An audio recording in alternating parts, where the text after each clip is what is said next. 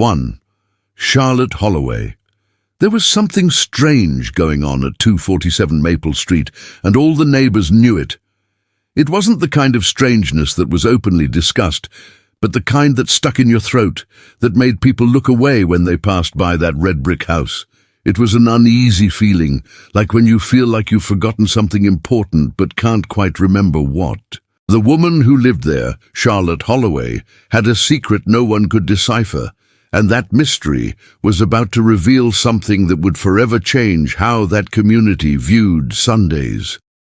Charlotte was the kind of person who blended in with the crowd. Her brown hair was always tied back in a discreet bun, her clothes were neutral, and her smile was polite and never reached her eyes. She greeted her neighbors with a brief wave, bought her groceries at the local market on Wednesday mornings, and kept her garden impeccably manicured. Everything about her seemed perfectly normal, except for one detail that began to deeply bother anyone who paid attention. Every Sunday, without fail, Charlotte Holloway simply disappeared. It wasn't a dramatic disappearance, with doors slamming or cars speeding away. It was something much more disturbing precisely because it was so silent. Early Sunday morning, around 5 in the morning, Charlotte left her house wearing dark clothes, carrying a battered canvas bag, and walked down the street still shrouded in shadows. She only returned when night had fallen completely, around 10 or 11 at night, with the same weary, distant expression. And during all that time, no one had the slightest idea where she was or what she was doing. The neighbors began to speculate, of course. It was impossible not to when something so unusual happened with mathematical regularity. Mrs. Patterson, the elderly woman who lived 3 houses down, swore that Charlotte was involved in some kind of secret society. "I saw her leaving with that suspicious handbag," she would tell the group of friends who gathered for afternoon tea. "Nobody goes out every Sunday morning unless they're hiding something very serious." Others thought Charlotte was having a forbidden affair, perhaps with a married man who could only see her on that particular day of the week. Some even muttered darker theories involving addiction, debt, or even criminal activity. What made it all the more intriguing was the fact that Charlotte never offered any explanations. When someone casually asked about her Sundays, she simply smiled that distant smile and changed the subject with impressive skill. "Oh, I have my commitments," she would say, as if that were a sufficient answer for 15 consecutive hours of mysterious absence.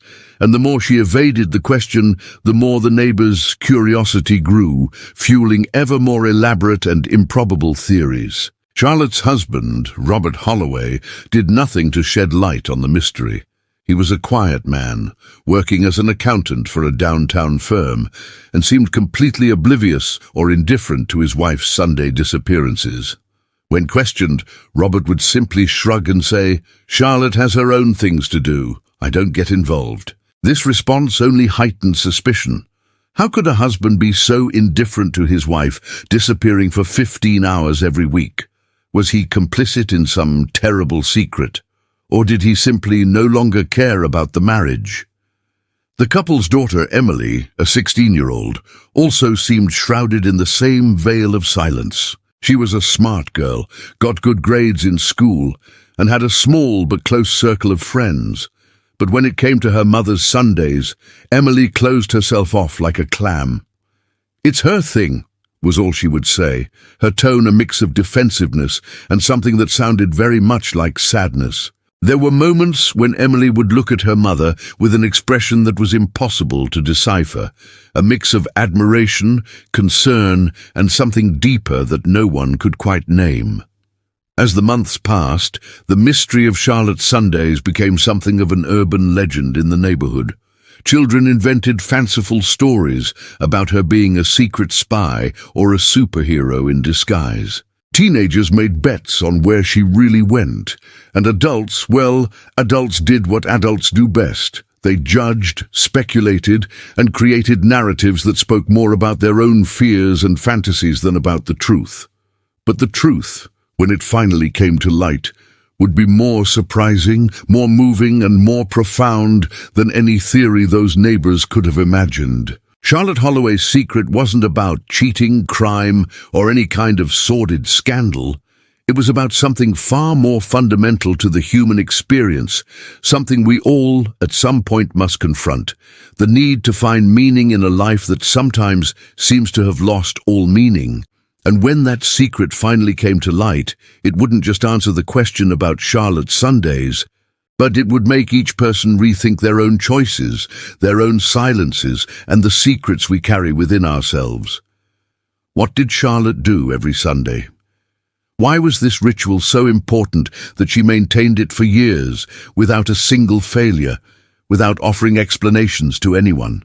And more importantly, what did this mystery say about the woman behind that distant smile, and those eyes that seemed to carry the weight of 1,000 untold stories? Subscribe to the channel, share this video with your friends. Life behind the facade. Charlotte Holloway woke up every morning at 6 in the morning, like a Swiss watch that never faltered. Her routine was always the same. She'd make overstrong coffee, toast with strawberry jam, and set the breakfast table with almost military precision. Robert would come down at 6:30, read the newspaper in silence while methodically munching his breakfast, and leave for work sharp at 7:15. Emily would show up at 7, always running late, grab a piece of toast and dash off to catch the school bus. And Charlotte would sit there in the silent kitchen, staring at the empty cups and dirty plates, feeling that familiar emptiness that had become her most constant companion. Charlotte's life wasn't unhappy, at least not in the way people typically define unhappiness. She had a comfortable home, a husband who paid the bills on time, a healthy, intelligent daughter. She had food in the fridge, clothes in the closet, a beautiful garden that was the envy of the neighborhood. But there was something missing, something she couldn't quite put her finger on, as if her perfectly organized life were just a well-crafted stage, and she was simply playing a role she'd learned so long ago that she no longer knew who she truly was beneath that veneer of normalcy. Charlotte's mornings were filled with household chores performed with mechanical perfection. She washed the dishes, vacuumed the living room, folded clothes, organized closets, cleaned windows. Every movement was precise, every task completed with impeccable efficiency. But as her hands worked, her mind wandered to distant places, to memories of a woman she used to be, or perhaps to dreams of a woman she could have been if she had made different choices. Charlotte often found herself standing in the middle of the living room, holding a cleaning cloth, unable to remember exactly what she was doing or why it mattered. The afternoons brought a bit more variety, though not much. On Tuesdays and Thursdays, Charlotte went to the supermarket, always buying the same items, following the same route through the aisles, greeting the same cashiers with the same polite smile.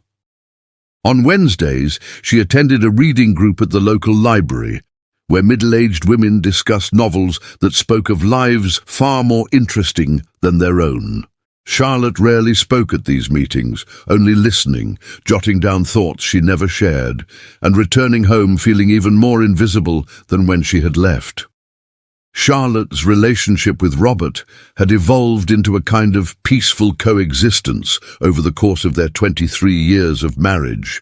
They didn't fight, but they didn't really talk either. They shared the same space, the same bed, the same life, but they lived in completely separate worlds. Robert was obsessed with his work, with spreadsheets and financial reports that seemed to make far more sense to him than any conversation about feelings or dreams. And Charlotte had learned over the years that there was no room in Robert's practical, organized life for questions as imprecise as, "Are you happy?" or "What happened to us?" Emily was the only real bright spot in Charlotte's life, but even that spark had begun to dim as she grew older and naturally drifted away. At 16, Emily had her own life, her own secrets, her own worlds that no longer included her mother in the same way they once did. Charlotte remembered when Emily was little, how the girl used to follow her around the house, asking 1,000 questions, laughing in that free, genuine way only children can. Now, Emily spent most of her time in her room, on the phone with friends, or going out to activities Charlotte barely knew about. And while this was completely normal for a teenager, Charlotte couldn't help but feel like she was losing the only genuine connection she still had with another person. Evenings were perhaps the hardest part of the day for Charlotte. After dinner, after washing the dishes, after Robert settled in front of the television and Emily went upstairs, Charlotte was alone with her thoughts. She would sit on the back porch, even in the cold, and gaze at the dark sky, feeling that weight on her chest that had become as familiar as her own breathing. It was at these times that the feeling of invisibility became almost unbearable, as if she were slowly disappearing, becoming transparent, until one day she would simply no longer exist and no one would even notice. Charlotte often wondered when exactly her life had become so small, so contained, so predictable. She remembered being young, having big, ambitious dreams, believing the world was full of endless possibilities. She had wanted to be a teacher, to travel, to write, to make a difference in people's lives. But then came the marriage too soon, the unplanned pregnancy, and all those small choices that combined took her to a place she never intended to go. Not that she regretted Emily, ever, but Charlotte couldn't help but wonder who she would be if things had been different. Her neighbors saw Charlotte as an ordinary woman, perhaps even a little boring. She didn't make waves, didn't cause trouble, didn't stand out in any way. She was the kind of person you see but don't really see, who's present but leaves no impression. And Charlotte knew this, felt it in the way people looked past her in conversations, how her comments were politely ignored, how her presence or absence made no real difference anywhere. She had become exactly what she feared most: irrelevant. But there was something no one knew about Charlotte, something she kept like a secret treasure deep within her soul. Beneath that ordinary housewife facade, beneath that suffocating, predictable routine, lay a woman desperate to find purpose, meaning, a reason to wake up in the morning that went beyond making toast and folding laundry. And this woman was about to make a decision that would change everything. A decision that would begin with those mysterious Sundays and lead to a secret so powerful it would transform not only her own life, but the lives of everyone around her. What Charlotte discovered, what she began to do all those Sundays, was born from this silent pain of feeling invisible. It was born from the desperation to find somewhere where her existence mattered, where she was seen, where her life had weight and meaning. And when you understand what it was, when the secret finally reveals itself, you'll realize that Charlotte wasn't running from anything those Sundays. She was, for the first time in years, running towards something that made her feel alive again. When silence becomes deafening, Charlotte's transformation didn't happen quickly, as people often imagine when they hear stories of radical change. There was no dramatic epiphany, no catastrophic event that pushed her in a new direction. It was more like a slow, painful awakening, like when you slowly realize you're trapped in a room with no doors and the walls are closing in inch by inch. It all began on a typical Tuesday, the kind that's unremarkable and therefore forgotten before it even ends.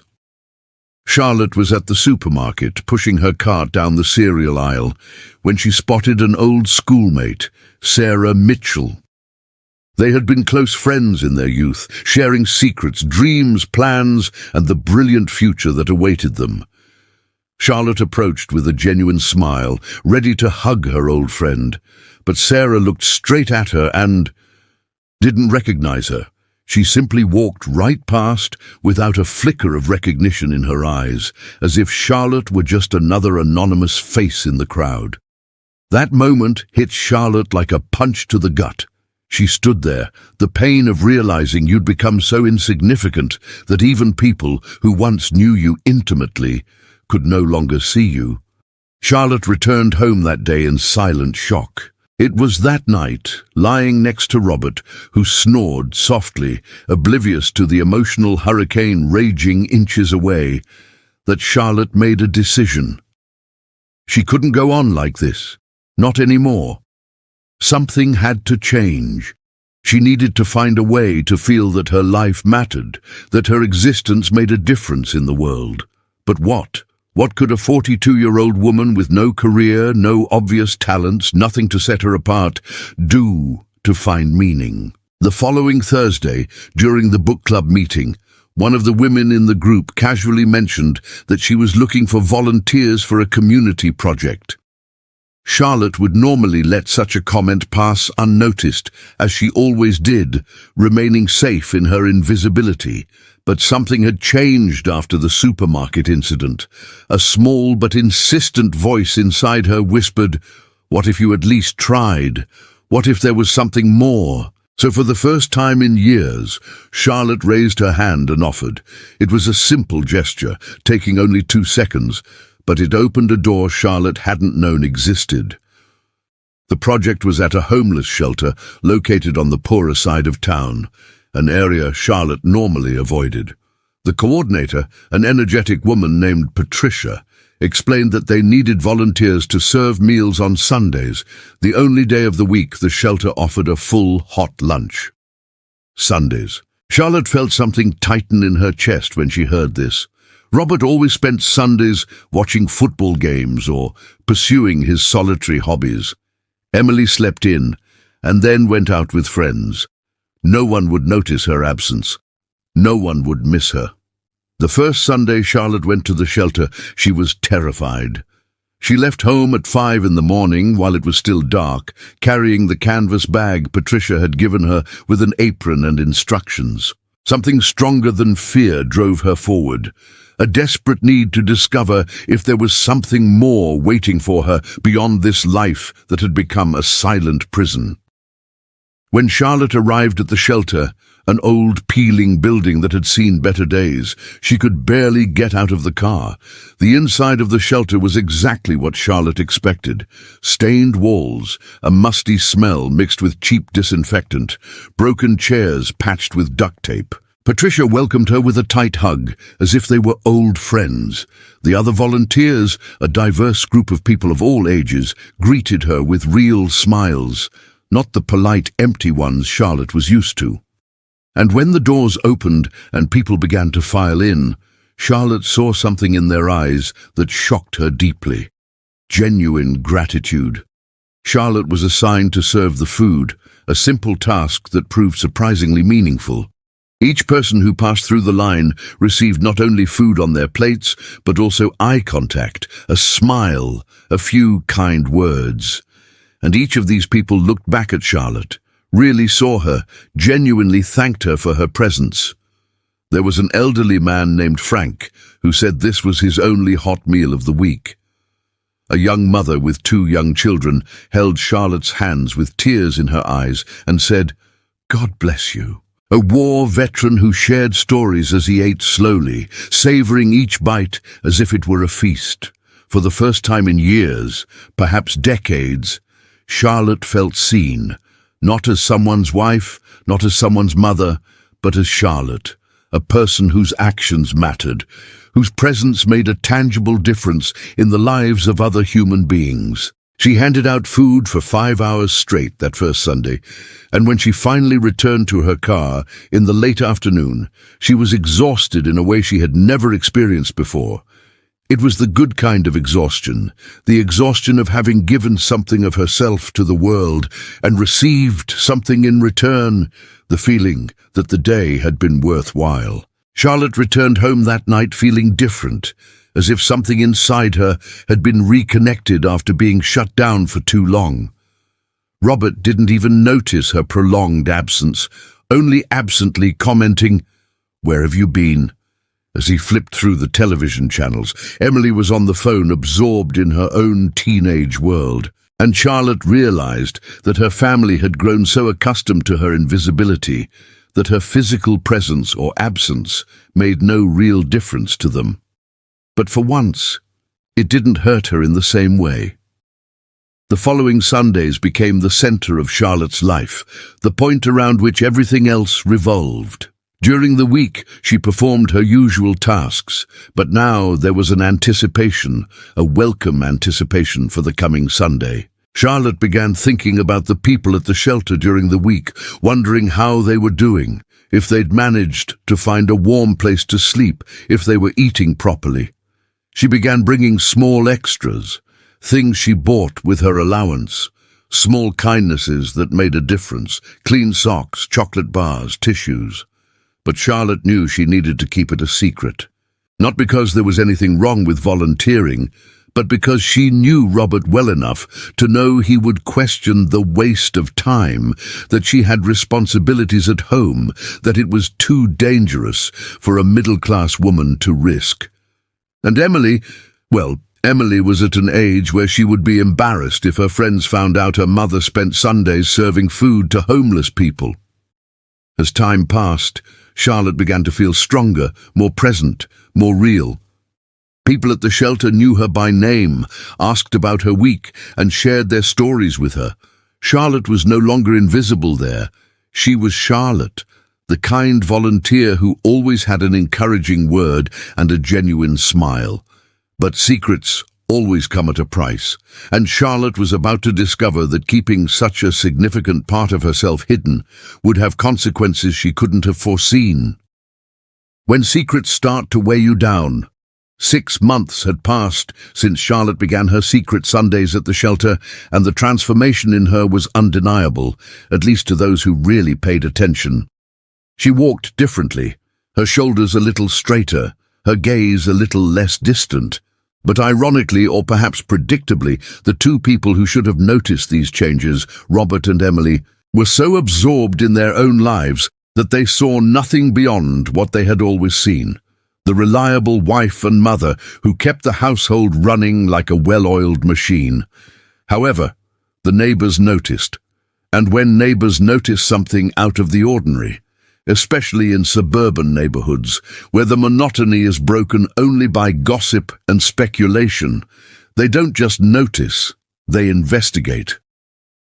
Mrs. Patterson, the eternal watchdog of Maple Street, was the first to voice her suspicions openly. During an afternoon tea with other neighborhood ladies, she leaned over conspiratorially and whispered, "Have you noticed that Charlotte Holloway goes out every Sunday morning? Where do you think a married woman goes alone week after week, without explanation?" Neighbors began paying attention in a way they never had before. Some even began making excuses to casually drive past the Holloway house on Sundays, hoping to capture some revealing detail. Tom Henderson, the next-door neighbor, a retired real estate agent with too much time on his hands, decided to take on the role of amateur detective. He began taking detailed notes, creating a sort of diary of observations about Charlotte. 5:15 a.m. Left with dark canvas bag, serious expression, turned left onto Main Street. 10:47 p.m. Returned, tired appearance, clothes with unidentified stains. Tom shared his findings with other neighbors as if they were crucial evidence in a criminal case. There was speculation that she was cheating on her husband or involved in some kind of questionable financial scheme, perhaps gambling in illegal casinos or participating in a pyramid scheme. Some even suggested that she was involved in some kind of secret religious cult or occult society. Meanwhile, on Sundays, Charlotte was the volunteer, the woman who made a difference, the person who mattered. And with each passing Sunday, she delved deeper into the world she had discovered. The shelter was no longer just a place to serve food. It had become her sanctuary. Charlotte had developed genuine relationships with many of the people who regularly attended the shelter. There was Martha, a woman in her 60s who lost everything after a chronic illness, forced her to lose her job and consequently her home.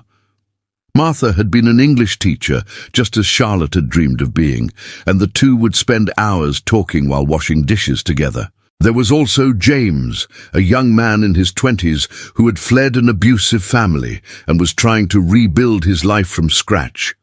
But of all the connections Charlotte formed, the most impactful was with an 8-year-old girl named Sophie.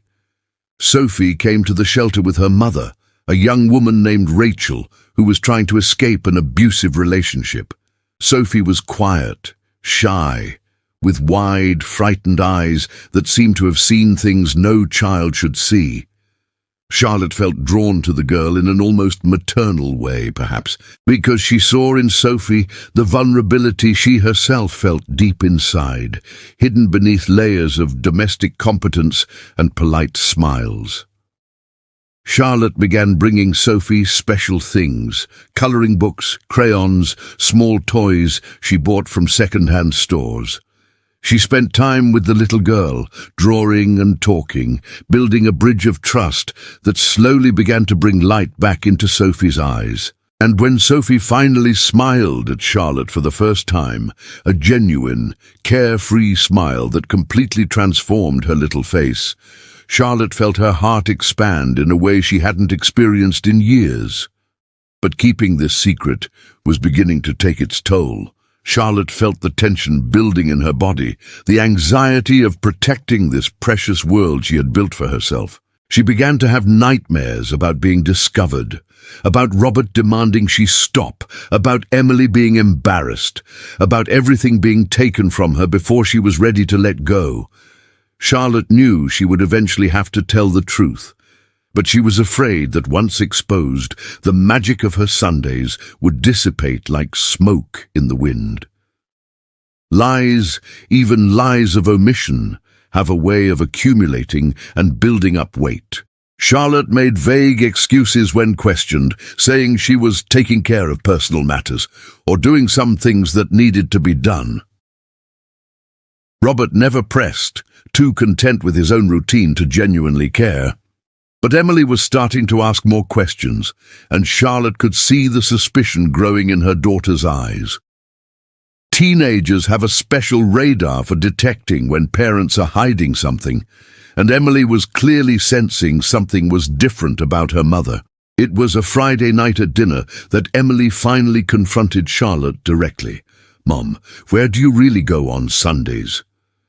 The question dropped like a bombshell on the table. Robert looked up from his plate for the first time in weeks, suddenly paying attention. Charlotte felt her heart race, her mouth go dry. She could have told him the truth right then and there, ended the mystery. But instead, she heard herself say, "It's just some personal commitments, dear. Nothing to worry about." Emily narrowed her eyes, clearly dissatisfied with the answer, but she didn't press further, at least not that night. What Charlotte didn't know was that Emily had decided to uncover the truth on her own. The teenager, driven by a mix of genuine concern and natural curiosity, had begun her own investigation. She discreetly checked her mother's car's GPS history, wrote down addresses, and searched on Google. And when Emily discovered that her mother was going every week to the poorest part of the city, to a homeless shelter, she was completely confused. It made no sense. Why would her mother, the most predictable and conventional woman she knew, be secretly going to such a place? What was going on? Emily didn't share her discoveries immediately, but the information deeply disturbed her. She began to see her mother differently, noticing things she'd never noticed before. The light in Charlotte's eyes when she returned from Sundays. The small smile that sometimes appeared on Charlotte's face when she thought no one was looking. And Emily wondered, who was her mother really? What else didn't she know about the woman who had given birth to and raised her? Meanwhile, the neighborhood gossip had reached almost ridiculous proportions. Mrs. Patterson organized what she called a community watch committee, essentially a group of bored neighbors determined to uncover Charlotte's secret. They met weekly to share observations, theories, and plans. It was absurd, intrusive, and completely unwarranted. But it was also revealing of how people cling to other people's mysteries to fill the emptiness in their own lives. Charlotte Holloway, the woman who had spent years being invisible, had become the most watched person on Maple Street. The net was closing in, though Charlotte didn't fully realize it yet. The neighbors were investigating. Emily had uncovered part of the truth. And Robert, for the first time in years, was beginning to pay real attention to his wife, not because he cared deeply, but because even he had picked up on the strange energy in the neighborhood, the conspiratorial glances, the whispers that stopped when he approached. Something was going on, and Robert, with his accountant's mindset that likes everything to fit into neat categories, needed to understand what. But the truth, when it finally came to light, would be far more complex and emotionally charged than anyone could have imagined. And the moment of that revelation was fast approaching, driven by an event no one could have predicted. When the truth begins to emerge. The event that would begin to unravel Charlotte's secret occurred on a rainy autumn Sunday, the kind when the sky is so grey it seems the sun has simply given up trying. Charlotte had left as usual at 5 in the morning, driving through the wet streets toward the shelter. The weather was particularly bad that day, with strong winds and persistent rain, and Charlotte knew this would mean more people seeking refuge in the shelter. Stormy days always brought larger numbers, people desperate for a dry, warm place, even if only for a few hours. When Charlotte arrived at the shelter, she was shocked by the number of people waiting outside. There were at least 50, maybe 60 people in line, soaked to the bone, shivering from the cold, some clearly ill. Patricia was rushing frantically, trying to organize everything with the few volunteers who had managed to arrive despite the bad weather. "Charlotte, thank God you came," Patricia said, grabbing her arm urgently. "We need all the help we can get today. We're going to have to double everything, food, blankets, space. It's going to be a long day." Charlotte immersed herself in her work with an intensity that surprised even herself. She served food non-stop for hours, distributed blankets, and helped organize makeshift shelters for people to settle in. She spoke with dozens of people, heard stories of loss and survival, held trembling hands and dried tears. And somewhere in the midst of that organized chaos, Charlotte stopped thinking of herself as the invisible woman on Maple Street. She was simply Charlotte, a person trying to make a difference in the world, one soul among many, all connected by a simple, shared humanity. It was during the afternoon, when Charlotte was helping distribute dry clothes, that she heard a familiar voice. "Mom?" Charlotte turned so quickly, she nearly dropped the stack of towels she was carrying. There, standing in the rain-soaked shelter doorway, her eyes wide with shock and confusion, was Emily. Her daughter had followed her mother. After weeks of harboring her curiosity and worry, Emily had finally summoned the courage to find out exactly what Charlotte did all those Sundays. And now, mother and daughter stood face to face, with Charlotte's secret completely exposed. The world seemed to stop for a moment. Charlotte felt her blood run cold, 1,000 thoughts racing through her head. Was Emily furious, disappointed, embarrassed? Charlotte couldn't read the expression on her daughter's face, a complex mix of emotions that changed by the second. But before Charlotte could say anything, before she could try to explain or justify herself, something unexpected happened. Sophie, the 8-year-old girl Charlotte had grown so fond of, ran up to her and grabbed her leg, looking up with those wide eyes. "Miss Charlotte, did you bring the books you promised?" The girl's voice was sweet, full of trust and affection.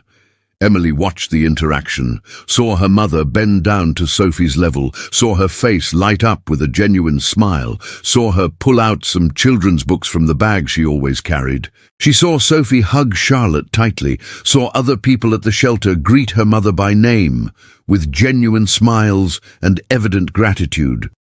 And suddenly, Emily began to understand. This wasn't an affair. It wasn't an addiction. It wasn't anything sordid or shameful. Her mother was there helping people, making a real difference in the lives of other human beings. Her mother, the woman she thought she knew completely, was far deeper and more complex than Emily had ever imagined. Charlotte finally stood and walked over to Emily, expecting the worst. But instead of anger or disappointment, she saw something different in her daughter's eyes. Respect. Perhaps for the first time in years, Emily was truly seeing her mother, not as the housewife who made toast and did the laundry, but as a whole person with her own needs, dreams, and purposes. "Mom," Emily said softly, "is this what you do every Sunday?" Charlotte just nodded, unable to speak past the lump in her throat. "Why didn't you ever tell us?" It was a simple question, yet loaded with so many layers of meaning. Charlotte took a deep breath, trying to find the right words. "Because I needed this to be mine alone," she finally said, her voice trembling slightly. "I spent so long being invisible, just someone's wife, someone's mother, that when I found this place, where I mattered, where my presence mattered, I was afraid that if I told you, you would take it away from me, or worse, that it would become another obligation, another thing I did because it was expected, not because I truly wanted to." Tears streamed freely down Charlotte's face now, years of frustration and loneliness finally finding voice. Emily stepped forward and hugged her mother, a tight hug Charlotte hadn't received from her daughter since she was little. "Mum, I'm so sorry," Emily whispered. "I'm sorry I didn't realize how you felt. I'm sorry I took you for granted." Mother and daughter stood there, holding each other in the middle of the chaotic shelter, crying together, while around them, life went on, people talking, eating, finding moments of peace amidst the literal and figurative storm that surrounded them. Patricia watched the scene from afar with a knowing smile. She'd seen it happen before. Family members discovering volunteers' secrets, the initial shock giving way to understanding. "Your daughter can stay and help if she wants," Patricia offered when Charlotte and Emily finally parted. Emily looked around the shelter, at all the people her mother had been secretly helping, and nodded. "I'd like that." And so, mother and daughter spent the rest of that Sunday working side by side, an experience that would create a bridge of understanding between them that hadn't existed in years. As they worked together, Emily asked questions, and Charlotte answered honestly for the first time. She told her about the incident at the supermarket with Sarah, about how invisible she felt, about discovering the shelter, and how it had changed everything. Emily listened quietly, sometimes squeezing her mother's hand, beginning to see all the silent pain Charlotte had carried alone for so long. And the more Emily understood, the more ashamed she felt for having been so absorbed in her own teenage world that she hadn't noticed the suffering right under her nose. When mother and daughter finally returned home that night, late and exhausted, they found Robert waiting in the living room, clearly worried. Seeing Emily soaking wet along with Charlotte immediately alarmed him. "Where have you been? What happened?" His voice held an edge of panic Charlotte rarely heard. Emily looked at her mother, a silent question in her eyes. Charlotte took a deep breath. It was time to tell the whole truth, to the whole family. There was no turning back now. The secret was partially exposed, and Charlotte realized that perhaps she was ready to finally stop hiding that part of herself. But before Charlotte could begin to explain, before she could find the words to make Robert understand, the phone rang. Patricia was on the other end, her voice urgent and worried. Something had happened at the shelter after Charlotte and Emily left, something involving Sophie and her mother Rachel. The situation was serious, and Patricia was asking for help. Charlotte felt her heart sink. These people, this place, had become so important to her that the thought of something bad happening was almost unbearable. Charlotte hung up the phone, her hands shaking. Robert and Emily watched her, waiting for explanations that would now have to wait, because Charlotte needed to get back to the shelter immediately. And this time, she wouldn't go alone. When everything changes direction, the drive back to the shelter that night was tense and filled with heavy silences. Charlotte drove with her hands tightly on the steering wheel, her thoughts racing about what might have happened to Sophie and Rachel. Emily was in the passenger seat, biting her lip nervously, still processing everything she'd learned that day. And Robert, surprisingly, was in the back seat, having insisted on accompanying them after seeing the urgency on his wife's face. When they arrived at the shelter, they found Patricia waiting at the door, her usually cheerful face marred by deep concern. "Charlotte, thank you for coming back so quickly," she said, pulling her aside. "It's about Rachel and Sophie. Rachel's ex-boyfriend showed up here right after you left. He was drunk, aggressive, yelling that he was going to take Sophie back. We managed to stop him and call the police, but Rachel is panicking. She's talking about running away tonight, taking Sophie, and simply disappearing. I've tried to calm her down, but she only asks for you. She trusts you, Charlotte." Charlotte felt her chest tighten. The thought that this man might find them, hurt them, was unbearable. Charlotte followed Patricia to a small room at the back of the shelter, where Rachel sat in a corner, holding Sophie to her chest, rocking back and forth, her eyes wide with terror. "He found us, Charlotte," Rachel cried. "I don't know how, but he found us. We're not safe here." Charlotte knelt beside Rachel, placing a gentle hand on her shoulder. "You're safe here tonight," she said with a firmness she hadn't known she possessed. "The police are on their way, and they'll make sure he doesn't come back. But you need to think clearly now, Rachel. Running away isn't the answer. You need legal help. You need a restraining order. You need a truly safe place for you and Sophie." Rachel shook her head desperately. "I don't have money for lawyers. I don't have family who can help us. Running away is the only option I have." It was at that moment that Robert, who had been watching from the doorway, stepped forward. Charlotte looked at him in surprise, not expecting him to get involved. Robert looked at Rachel and Sophie, really saw them, perhaps for the first time seeing beyond his own comfortable concerns to see the real suffering of others. "How much would it cost?" he asked abruptly. Charlotte blinked in confusion. How much would what cost? Robert turned to Patricia. "A lawyer, temporary shelter, insurance, whatever it takes to help this woman and her daughter, how much would it cost?"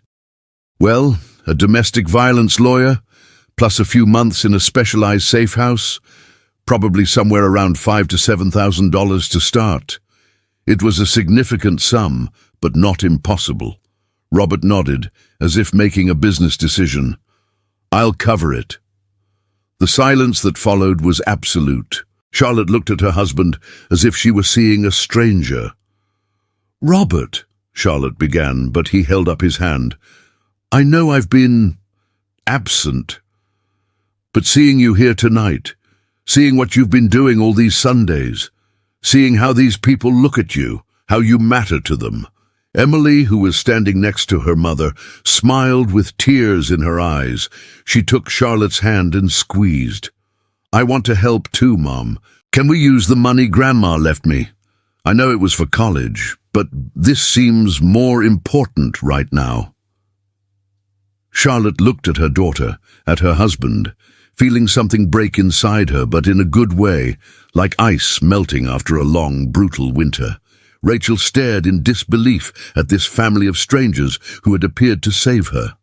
I don't know what to say," she stammered. "Why would you do this for me? You don't even know me."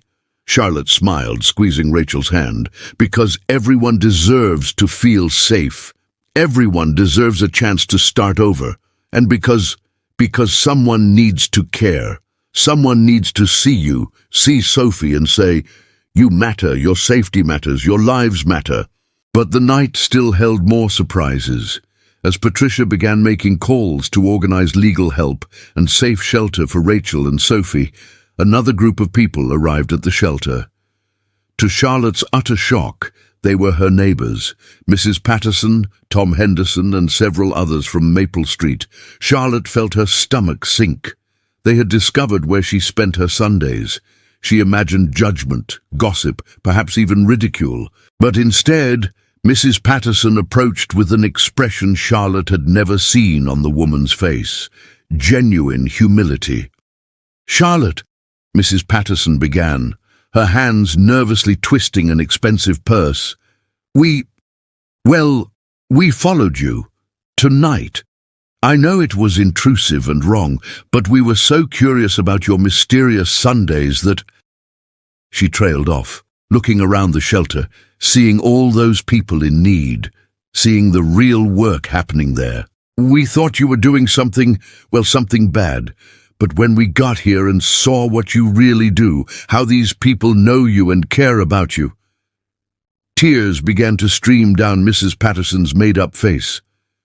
"We're ashamed, Charlotte. Ashamed of having judged, of having gossiped, of having created all those absurd stories." Tom Henderson stepped forward, clearly uncomfortable. "We talked on the way here," he said, "and we decided we want to help too. We're not sure exactly how, but, well, you showed us something important tonight, Charlotte. You showed us that there's a whole world beyond our white picket fences and perfectly mowed lawns, real people who need real help. And if you, a person we barely noticed, can make such a difference, then maybe we can too." Charlotte was speechless. Everyone there, somehow, connected by that moment, by that strange and unexpected night. And Charlotte realized something profound. She had spent years feeling invisible, feeling like she didn't matter, that her life had no meaning. But in seeking purpose for herself, in trying to fill her own emptiness, she had inadvertently created ripples that spread far beyond her. Patricia, seeing the emotion on Charlotte's face, put an arm around her shoulders. "You know what this means, don't you?" she said softly. "You started a movement, Charlotte. Unintentionally, unplanned, but you showed all these people that it's possible to make a difference, that it's possible to care, that it's possible to find meaning in helping others." But there was still a secret Charlotte hadn't revealed, something deeper behind her Sundays at the shelter, something even Patricia didn't fully understand. And as the night wore on, as everyone there began to work together to help not just Rachel and Sophie, but several others who had sought refuge from the storm, Charlotte knew the time was coming to reveal the final layer, the final truth that had brought her there in the first place. The deepest truth. It was nearly midnight when Charlotte finally sat down on a worn chair in the corner of the shelter, completely exhausted. Emily brought her a cup of lukewarm coffee, and Robert sat beside her, something he hadn't done in years, simply sitting beside his wife with no agenda, no rush, just being present. The neighbors had left a few hours ago, promising to return the following Sunday, their lives permanently altered by what they had witnessed. Rachel and Sophie were sleeping safely in a private room, knowing that in the morning they would begin a new journey away from danger. And Patricia was finishing up the evening's preparations, occasionally glancing at Charlotte with that knowing smile. "Mum," Emily said softly, sitting on the floor at Charlotte's feet. "There's still something I don't understand. I know you felt invisible, that you needed a purpose, but why specifically here? Why a homeless shelter? Was there some other reason?" The question hung in the air like cigarette smoke, and Charlotte felt something tighten in her chest.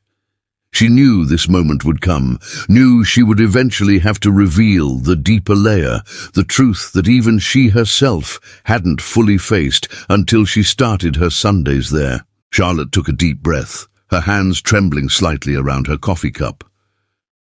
"Do you remember my sister, Sarah?" Her voice was low, almost a whisper. Robert frowned, searching his memory. Emily shook her head vaguely. "I remember you had a younger sister," Robert said slowly, "but you never talk about her. I always assumed you two had grown apart or something." "Sarah died 5 years ago," Charlotte said, the words shattering like shards of glass. "She died alone on a street 3 blocks from downtown, frozen solid on a winter night. She was 37. The silence that followed was heavy, thick with unspoken implications. Emily covered her mouth with her hand, her eyes wide. Robert paled, clearly shocked not only by the information, but by the fact that Charlotte had carried this burden alone for 5 years without ever really speaking about it. Charlotte continued. Sarah and I were very close when we were young. She was funny, bright, full of life, but in her 20s she started having problems with drugs. It started out mild, experimenting at parties, but it quickly escalated into something more serious. My parents tried to help, I tried to help, but Sarah was on a downward spiral that no one could stop. She lost jobs, friends, eventually her apartment, and when she needed support the most, when she finally admitted she needed help... Charlotte paused, tears flowing freely now. I pushed her away. I was pregnant with you, Emily. We had just bought this house. Robert was working long hours, and Sarah showed up at our door one night, too thin, with hollow eyes, begging for a place to stay. But I was afraid she would bring trouble into our perfect new life. So I said no.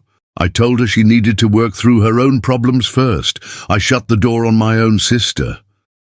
Charlotte's voice broke completely. That was the last time I spoke to Sarah. She tried calling me a few times over the next few months, but I didn't answer. I was too busy with my new life, my new baby, my new house. And then, 5 years ago, I got a call from the police saying they'd found Sarah's body. She'd been living on the streets for years, trying to survive, and finally, the cold took her. Emily was crying openly now, finally understanding the depth of the pain her mother had carried. Robert lay still, processing, realizing he had shared a home with Charlotte for all these years, but never truly known her, never truly asked about the deeper layers of who she was. "Mother," Emily said through sobs, "you can't blame yourself for this. You were trying to protect your family, But Charlotte shook her head. I abandoned my sister when she needed me most. That's why when Patricia mentioned the shelter, something clicked inside me," Charlotte continued. "I realized I couldn't save Sarah anymore, but maybe I could honor her memory by helping people like her. People society ignores, who have become invisible in the same way I felt invisible. People who need someone who sees the circumstances beyond the mistakes and sees only a human being deserving of dignity and compassion." Charlotte looked around the shelter. "Every Sunday I come here, I see Sarah in every face. I wonder if maybe somewhere someone was kind to her the way I should have been." Patricia, who had silently approached during Charlotte's confession, placed a gentle hand on her shoulder. "Charlotte, you should have told me. I knew there was something deeper bringing you here, but I never imagined—" She knelt in front of Charlotte, forcing eye contact. "Listen to me carefully. What happened to Sarah was a tragedy, and you have every right to feel pain and even regret. But you can't carry all the blame. Addiction is a complex disease, and most importantly, Sarah wouldn't want you to spend the rest of your life punishing yourself. What you've been doing here all these Sundays," Patricia continued, her voice firm but gentle, "isn't just about redeeming the past. It's about choosing to make a difference right now in the present with the people in front of you. You saved lives here, Charlotte. You literally saved lives. Martha told me she was considering suicide before she met you. James got that job largely because of your help and encouragement. And Sophie, that sweet child, you brought hope back into her eyes. That matters, that counts. Sarah would be proud of what you've become, not disappointed by what you couldn't do in the past." Robert, who had been silently processing everything, finally spoke, his voice thick with emotion. "Charlotte, I didn't know." He took Charlotte's hand, a gesture of intimacy they hadn't shared in so long. "I'm sorry. I'm sorry for Sarah, but I'm also sorry that you felt like you had to carry this alone, that you couldn't share it with me." Emily stood up and hugged her mother tightly. "Sarah," she said softly, "I wish I could have known her." Charlotte looked at her daughter, seeing the genuine compassion in her eyes, and felt something shift inside her. "Sarah loved to dance," Charlotte said, a sad but genuine smile appearing on her face. "She used to dance around the house singing at the top of her lungs, no matter how bad her voice was. She made everyone laugh. She had this infectious energy that lit up any room she entered. As Charlotte shared memories, something began to heal inside her. That night, sitting together in the shelter while the city slept outside, the Holloway family finally became a real family again, connected not just by a surname and shared address, but by vulnerability, honesty, and a commitment to truly seeing each other. And Charlotte realized that those mysterious Sundays, that secret she had so carefully guarded, had become the bridge that allowed her transformation from invisible to seen, from irrelevant to impactful, from lost to found. The secret was finally out, all the layers peeled back, and instead of destroying Charlotte as she had feared, the truth had set her free. The legacy of a Sunday 6 months have passed since that rainy night that changed everything for Charlotte Holloway and everyone around her. The shelter in the poor part of town was no longer just the secret refuge of an invisible woman searching for purpose. It had become something much larger, a community movement that began with one person and spread like ripples on a still lake, touching lives in ways no one could have predicted. Robert now accompanied Charlotte almost every Sunday. The man who had spent decades buried in spreadsheets and numbers discovered there was far greater satisfaction in talking to real people, hearing real stories, making a tangible difference in the lives of other human beings. He used his accounting skills to help people at the shelter organize finances, file overdue taxes, create basic budgets. And in the process, Robert discovered a version of himself he had forgotten existed, a man capable of compassion, connection, and true presence. Emily brought her friends along, transforming volunteer work into something her generation embraced with genuine enthusiasm. She organized fundraisers at school, created social media profiles to raise awareness, and mobilized her youthful energy in ways that multiplied the shelter's impact exponentially.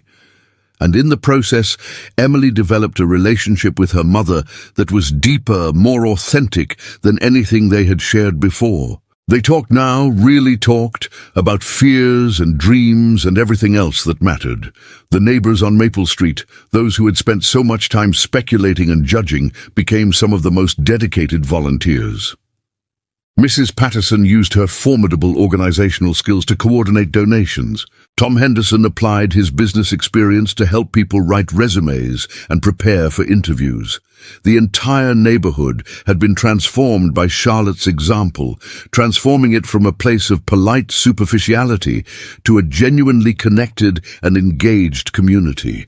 Rachel and Sophie were thriving. With financial help from the Holloway family and neighbors, Rachel secured a permanent restraining order, found a steady job, and rented a small, safe apartment. Sophie was back in school, smiling more, her frightened eyes replaced by a glimmer of hope. They still visited the shelter regularly, no longer as people in need, but as volunteers wanting to repay the kindness they had received.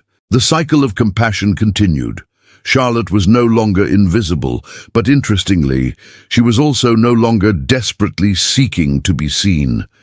She had found something more valuable than external validation: inner peace. She had reconciled her past, honored Sarah's memory in meaningful ways, and built a life that had real and deep purpose. Charlotte still made toast in the morning, still did laundry, and cleaned the house. But these tasks no longer defined her. They were simply things she did, not who she was. There was a photo on the Holloway's fridge now, a photo Emily had taken on a recent Sunday. It showed Charlotte surrounded by people from the shelter, all smiling, arms linked, a makeshift family united not by blood, but by shared humanity. Every time Charlotte looked at that photo, she felt profound gratitude, not only for what she had found, but for having the courage to search when all seemed lost. Patricia often said that Charlotte had saved the shelter as much as the shelter had saved Charlotte. "You brought something special to this place," Patricia would say. "Not just work or donations, although those are important. You brought heart. You reminded us why we do this, why it matters. You transformed this space from just a place of charity into a place of genuine connection, of dignity, of real love. The truth was, Charlotte had learned the most important lesson of all. Meaning doesn't come from grand gestures or public recognition. It comes from consistently showing up, from truly seeing other people, from making small differences that add up to larger transformations. It comes from having the courage to be vulnerable, to admit needs, to ask for and offer help. It comes from understanding that all of us at different times are both those who need and those who help, both invisible and seen. Charlotte's Sundays were no longer secret, but they remained sacred. They were her weekly reminder that life is worth living, that human connection is the most precious thing we have, that it's never too late to change, to grow, to become more fully who you truly are. And every time Charlotte served a meal, held a hand, listened to a story, she would mentally whisper to Sarah, "I see you, I remember you, and I'm trying to do better."